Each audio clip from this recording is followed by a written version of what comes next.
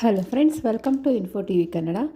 NDA ಮೈತ್ರಿಕೂಟ ಬಹುಮತ ಗಳಿಸಿದ್ದರೂ ಅದರ ಮಿತ್ರ ಪಕ್ಷಗಳನ್ನು ಸೆಳೆದುಕೊಂಡು ಕಾಂಗ್ರೆಸ್ ನೇತೃತ್ವದ INDIA ಮೈತ್ರಿಕೂಟ ಸರ್ಕಾರ ರಚಿಸುವ ಸಾಧ್ಯತೆಗಳು ಚರ್ಚೆಗೆ ಬಂದಿವೆ.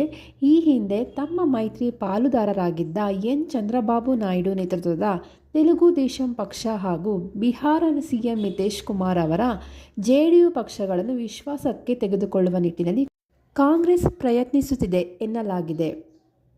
ಈ ಕುರಿತಾದ ಪ್ರಶ್ನೆಗೆ ಪ್ರತಿಕ್ರಿಯೆ ನೀಡಿರುವ ಕಾಂಗ್ರೆಸ್ ನಾಯಕ ರಾಹುಲ್ ಗಾಂಧಿ, ಬುಧವಾರ ನಡೆಯಲಿರುವ INDIA ಮೈತ್ರಿಕೂಟದ ನಾಯಕರ ಸಭೆಯಲ್ಲಿ ಈ ಬಗ್ಗೆ ಸಮಾಲೋಚನೆ ನಡೆಸುವುದಾಗಿ ತಿಳಿಸಿದ್ದಾರೆ.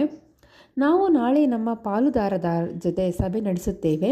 ಈ ಪ್ರಶ್ನೆಗಳನ್ನು ಅಲ್ಲಿ ಪ್ರಸ್ತಾಪಿಸಲಾಗುತ್ತೆ. ನಾವು ನಮ್ಮ ಮಿತ್ರ ಪಕ್ಷಗಳನ್ನು ಗೌರವಿಸುತ್ತೇವೆ. ಹೀಗಾಗಿ ಏಕಪಕ್ಷೀಯ ನಿರ್ಧಾರ ತೆಗೆದುಕೊಳ್ಳುವುದಿಲ್ಲ. ಅವರನ್ನು ಕೇಳಿದರೆ ನಾವು ಮಾಧ್ಯಮದ ಮುಂದೆ ಹೇಳಿಕೆಯನ್ನು ನೀಡಲಾಗುವುದಿಲ್ಲ. ಅಲ್ಲಿ ತೆಗೆದುಕೊಳ್ಳುವ ನಿರ್ಧಾರದ ಆಧಾರದ ಮೇಲೆ ಮುಂದಿನ ಕ್ರಮ ಕೈಗೊಳ್ಳಲಾಗುವುದೆಂದು ತಿಳಿಸಿದ್ದಾರೆ.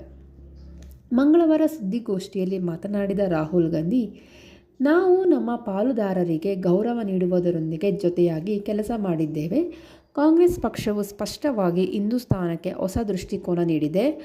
INDIA ಮೈತ್ರಿಕೂಟದ ಈ ಪ್ರದರ್ಶನವು ಸಂವಿಧಾನದ ಮೇಲಿನ ದಾಳಿಯ ವಿರುದ್ಧದ ಹೋರಾಟ ಪ್ರತೀಕ ಎಂದು ತಿಳಿಸಿದ್ದಾರೆ. ಇಂದು ಅದಾನಿಯ ಷೇರುಗಳನ್ನು ನೋಡಿದರೆ ಎಷ್ಟು ಕುಸಿದಿದೆ. ಜನರು ಮೋದಿ ಅವರ ಆಡಳಿತವನ್ನು ಅದಾನಿ ಜತೆಗೆ ನೇರವಾಗಿ ಸಂಬಂಧಿಸಿದ್ದಾರೆ. ಮೋದಿ ಸೋತರೆ ಅದಾನಿ ಕೂಡ ಕುಸಿಯುತ್ತಾರೆ. ನರೇಂದ್ರ ಮೋದಿ, ಅಮಿತ್ ಶಾ ಅವರು ಈ ದೇಶವನ್ನು ನಡೆಸುವುದನ್ನು ನಾವು ಬಯಸುವುದಿಲ್ಲ ಎಂಬ ದೊಡ್ಡ ಸಂದೇಶವನ್ನು ದೇಶದ ಜನಕ್ಕೆ ನೀಡಿದ್ದಾರೆ ಎಂದು ವಾಗ್ದಾಳಿಯನ್ನು ನಡೆಸಿದ್ದಾರೆ. ದೇಶವನ್ನು, ಸಂವಿಧಾನವನ್ನು ರಕ್ಷಿಸುವ ಕೆಲಸವನ್ನು ದೇಶದ ಎಲ್ಲ ಬಡವರು, ಆದಿವಾಸಿಗಳು, ರೈತರು, ಹಿಂದುಳಿದವರು ಮಾಡಿದ್ದಾರೆ. ಅವರಿಗೆ ಧನ್ಯವಾದ ಸಲ್ಲಿಸುತ್ತೇವೆ ಅಂತ ತಿಳಿಸಿದ್ದಾರೆ. ನಾವು ಈ ಚುನಾವಣೆಯಲ್ಲಿ BJP ವಿರುದ್ಧ ಮಾತ್ರ ಹೋರಾಡಿರಲಿಲ್ಲ.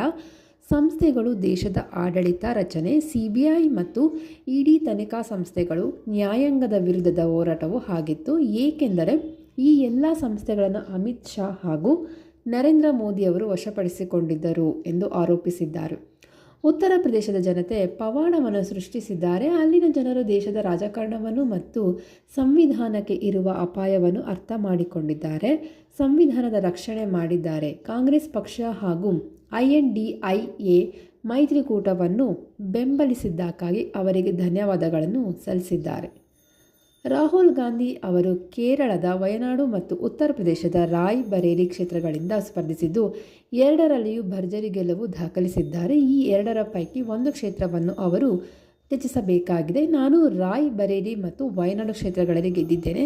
ಮತದಾರರಿಗೆ ಧನ್ಯವಾದ ಸಲ್ಲಿಸುತ್ತೇನೆ. ನಾನು ಯಾವ ಕ್ಷೇತ್ರವನ್ನು ಉಳಿಸಿಕೊಳ್ಳಬೇಕು ಎಂಬುದನ್ನು ನಿರ್ಧರಿಸಬೇಕಿದೆ. ಈ ಬಗ್ಗೆ ಇನ್ನೂ ನಿರ್ಧಾರ ಕೈಗೊಂಡಿಲ್ಲ ಎಂದು ರಾಹುಲ್ ಗಾಂಧಿ ಅವರು ತಿಳಿಸಿದ್ದಾರೆ. ಜನರು ಯಾವುದೇ ಪಕ್ಷಕ್ಕೂ ಬಹುಮತ ನೀಡಿಲ್ಲ. ಇದು ಜನರ ಫಲಿತಾಂಶ. ಇದು ಪ್ರಧಾನಿ ನರೇಂದ್ರ ಮೋದಿ ಅವರ ವಿರುದ್ಧದ ಸ್ಪಷ್ಟ ಜನಾದೇಶ. ಇದು ಅವರ ನೈತಿಕ ಹಾಗೂ ರಾಜಕೀಯ ಸೋಲು ಎಂದು ಕಾಂಗ್ರೆಸ್ ಅಧ್ಯಕ್ಷ ಮಲ್ಲಿಕಾರ್ಜುನ ಖರ್ಗೆ ವಾಗ್ದಾಳಿಯನ್ನು ಮಾಡಿದ್ದಾರೆ. BJPಯವರು ಒಬ್ಬ ವ್ಯಕ್ತಿ ಒಂದೇ ಮುಖ ಇಟ್ಟುಕೊಂಡು ಪ್ರಚಾರ ನಡೆಸಿದ್ದರು.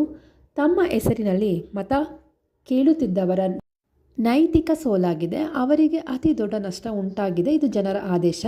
ಇದು ಪ್ರಜಾಪ್ರಭುತ್ವದ ಗೆಲುವು ಅಂತ ರಾಹುಲ್ ಗಾಂಧಿ ಅವರು ಹೇಳಿದ್ದಾರೆ. ನಾವು ನಮ್ಮ ಮೈತ್ರಿ ಪಾಲುದಾರರ ಜೊತೆ ಇನ್ನೂ ಮಾತನಾಡಿಲ್ಲ. ನಾವು ಅವರ ಜೊತೆ ಮಾತುಕತೆ ನಡೆಸಿ ಬಹುಮತ ಹೇಗೆ ಸಾಧಿಸಬಹುದು ಎಂಬುದನ್ನು ಗಮನಿಸಲಿದ್ದೇವೆ. ನಾನು ನಮ್ಮ ಕಾರ್ಯತಂತ್ರಗಳನ್ನು ಇಲ್ಲಿ ಹೇಳಿದರೆ ಮೋದಿ ಅವರು ಬುದ್ಧಿವಂತರಾಗಿ ಬಿಡುತ್ತಾರೆ ಎಂದು ಮಲ್ಲಿಕಾರ್ಜುನ ಖರ್ಗೆ ಅವರು ತಿಳಿಸಿದ್ದಾರೆ. ಇದಾಗಿತ್ತು ಇವಾಗಿನ ವಿಶೇಷ ಮಾಹಿತಿ. ಇದೇ ರೀತಿಯ ಹೆಚ್ಚಿನ ಮಾಹಿತಿಗಳಿಗಾಗಿ ನಮ್ಮ ಚಾನಲ್ನ ಸಬ್ಸ್ಕ್ರೈಬ್ ಮಾಡಿ, ಸಪೋರ್ಟ್ ಮಾಡಿ. Thank you for watching.